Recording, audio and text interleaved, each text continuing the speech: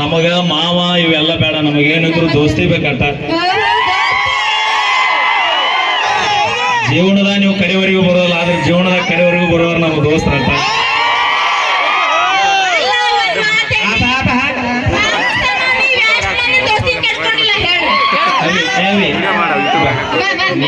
ಹಿಂಗ್ ಹೋದ ಓಕೆ. ಅಲ್ಲಿ ನಿಮ್ಮ ಅಕ್ಕ ಕೈ ಕೊಡ್ಕೊಡ, ಯಾವ ಪರಿಸ್ಥಿತಿ ಹತ್ತೀನಿ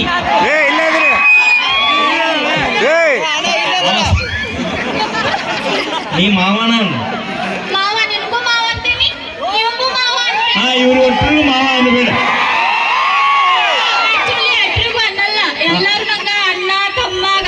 ಅಂದ್ರೆ ಬೇಕಾದವ ಅಟ್ಟ ಮಾವತ್ತೆ,